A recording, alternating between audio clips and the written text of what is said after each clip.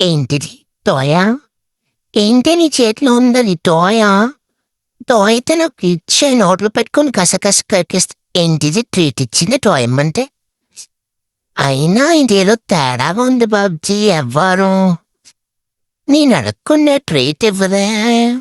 Matter ఏంటంటారు? ఎరక్సగాడికి ఇవాళ ఏమైనా ముడిందా? ఇవాళ అసలే జాతకం కూడా అనుకున్నా ఏదో వీళ్ళు ప్లాన్ చేశారు. అరే బాబు, ఎవడైనా ఇలా పెడతాడా? మాస్క్ రివర్స్లో పెడతావురా? ఏంట్రా నువ్వు ఇలా మాస్క్ మేళ తయారు చేసావు? ఎవరన్నా చూస్తే నేను ఒక బూచి అనుకుంటారు. ఏంట్రా కళ్ళు మూసేసావు? అమ్మ దీనమ్మా, చేసేస్తున్నారా? ఎంతగా తెగించారా? నేను ముందే అనుకున్నా అడగకుండా ట్రీట్ పెడుతున్నారు, చక్కగా కూర్చోబెట్టి మసాజులు చేస్తున్నప్పుడే అనుకున్నా వీళ్ళేదో ప్లాన్ చేశారని.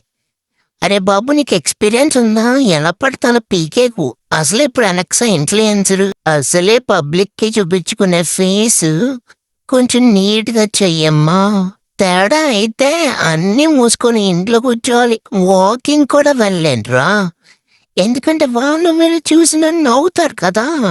బ్యూటీ మ్యాటర్స్ ఏ లాట్ రా బాబు ఎలక్సా గడికి. సర్లే గాని కొంచెం నీట్గా చేయరా. ఇంకా నాకన్నా కోడికే నీట్గా పీకుతారు కదరా బొచ్చు. ఎందుకురా ఎలా పడితే అలా చేస్తున్నావు?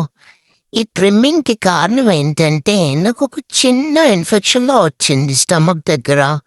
అక్కడ ఆయింట్మెంట్ అప్లై చేస్తుంటే హెయిర్ వల్ల అవ్వట్లేదు. ప్లస్ బ్యాక్ పార్ట్లో గోమటలు కూడా పట్టేస్తున్నాయి నాకు. చిన్న చిన్న టిక్స్ లాంటివి పట్టేస్తున్నాయి.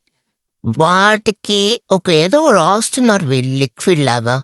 అది హెయిర్కి పట్టకుండా ఓన్లీ స్కిన్కే ఉండాలని చెప్పి వీళ్ళేమో ట్రిమ్ చేస్తున్నారు. నా మంచికే అనుకోండి, కానీ వీడికి ఎక్స్పీరియన్స్ లేదే. ఎవరికి చెప్పుకోవాలన్న బాధ. అయినా ఇంత పెద్ద బాడీకి ఆ చిన్న ట్రిమ్మర్ ఎలా సరిపోద్ది? ఏంటో.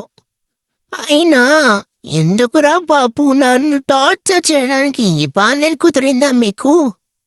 అరే ఏంట్రా, స్టాట్యూని చెక్కినట్టు చెక్కేసావు నా బాడీ అంతా. ఏంటి మొత్తం రెక్టాంగిల్ స్క్వేర్లు మొత్తం డబ్బా డబ్బా గీసావేంట్రా?